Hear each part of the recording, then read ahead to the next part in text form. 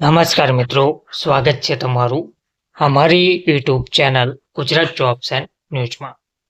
મિત્રો, ગુજરાત સરકાર દ્વારા કર્મચારીઓ માટે, પેન્શનરો માટે વધુ એક મહત્વનો જીઆર પ્રસિદ્ધ કરવામાં આવ્યો છે. આ જીઆર તેવા કર્મચારી જે 30 જૂનના રોજ નિવૃત્ત થયેલ છે તેવા અધિકારીશ્રીઓ, કર્મચારીશ્રીઓના કિસ્સામાં એક ઇજાફો આકારી તારીખ 1/5/2023થી પેન્શન રિવાઇઝ કરવા બાબત આ પરિપત્ર કરવામાં આવ્યો છે. તો ઉપરોક્ત વિષય અને સંદર્ભ દર્શિત પત્ર અન્વયે જણાવવાનું થાય છે કે અત્રેની કચેરીના સંદર્ભ 1ના પત્રથી 30 જૂનના રોજ નિવૃત્ત થયેલ અધિકારીશ્રીઓ, કર્મચારીશ્રીઓનું તારીખ 1/5/2023થી પેન્શન રિવાઇઝ કર્યાની માહિતી મંગાવેલ હતી. જે અન્વયે જિલ્લા દ્વારા મોકલાવેલ માહિતીની ચકાસણી કરતા ઘણા કેસો જિલ્લા શાળા કક્ષાએ પડતર હોય તેવું ધ્યાને આવતા અત્રેની કચેરીના સંદર્ભ 2ના પત્રથી જે અધિકારીશ્રીઓ, કર્મચારીશ્રીઓ 30 જૂનના રોજ નિવૃત્ત થયેલ હોય અને એક ઇજાફો મળવાપાત્ર હોય તેવા તમામ અધિકારીશ્રીઓ, કર્મચારીશ્રીઓને એક ઇજાફો આકારી તારીખ 1/5/2023થી પેન્શન રિવાઇઝ કરવા માટેની કાર્યવાહી તાત્કાલિક હાથ ધરવા જણાવવામાં આવેલ હતું.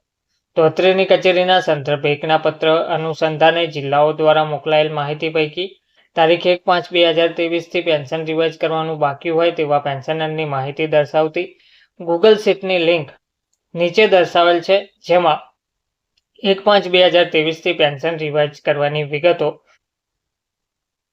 ભરવા તેમજ જે કેસોમાં તારીખ 1/5/2023થી પેન્શન રિવાઇઝ કરવાની દરખાસ્ત પેન્શન અને પ્રોવિડન્ટ ફંડ નિયામકશ્રીની કચેરીને મોકલવાની બાકી હોય તેવી દરખાસ્તો પેન્શન અને પ્રોવિડન્ટ ફંડ નિયામકશ્રીની કચેરીને મોકલી આપવા જણાવવામાં આવ્યું છે.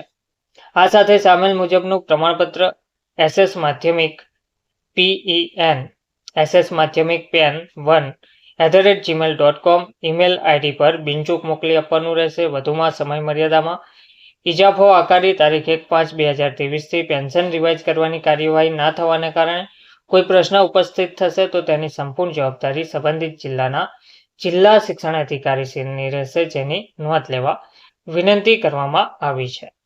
જેમાં નીચે જે પ્રમાણપત્ર આપવામાં આવ્યું છે તે મુજબ આથી પ્રમાણપત્ર આપવામાં આવે છે કે અત્રેના જિલ્લાની બિનસરકારી માધ્યમિક અને ઉચ્ચતર માધ્યમિક શાળાના કર્મચારીઓ પૈકી 30 જૂનના રોજ નિવૃત્ત થયેલ હોય અને એક ઇજાફો મળવાપાત્ર હોય તેવા તમામ કર્મચારીઓનો એક ઇજાફો આકારી તારીખ 1/5/2023થી પેન્શન રિવાઇઝ કરવાની દરખાસ્ત પેન્શન અને પ્રોવિડન્ટ ફંડ નિયામકશ્રીની કચેરી ગાંધીનગર ખાતે મોકલાવી આપેલ છે. આવી કોઈ દરખાસ્ત શાળા જિલ્લા કક્ષા પડતર નથી, જેની પૂરતી ખાતરી કરી આ પ્રમાણપત્ર આપવામાં આવે છે.